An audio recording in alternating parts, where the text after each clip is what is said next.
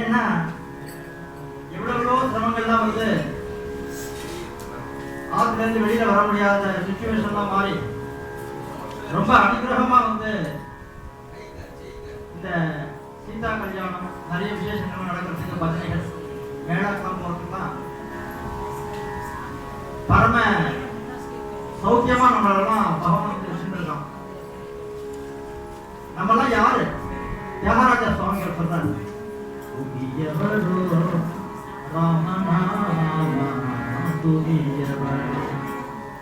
என்ன விசேஷம்னா யாரு அந்த நாமாலேயே கிடைச்சிருக்கோம் இல்லையா? ராமா ராமா ராமான்னு சொல்லிட்டு அங்க ஒரு மாமி சீரியல் பார்த்தா கூட ராமா ராமா சொல்லுவாங்க. ஏன்னா அதுல இருந்து வெளியில வரணும். அதெல்லாம் இல்லாம நம்ம உட்கார்ந்து இன்னைக்கு சீதா கல்யாணம் பண்ணிட்டு இருக்கோம். அந்த மாதிரி ராமநாமம் வந்து எல்லாருக்கும் வந்து பரம அனுகிரகத்தை கொடுக்கணும்னு பிரார்த்தனை பண்ணிக்குவோம். இது வந்து தியாகராஜ கீர்த்தனை. நம்மெல்லாம் எவ்வளவு பரம பாக்கியம் பண்ணியிருக்கோம் அப்படின்னு தெரிஞ்சுக்கிறதுக்காக இந்த கீர்த்தனை பாடிட்டு மேற்கொண்டு அஷ்டபதி ஆரம்பிப்போம். ராம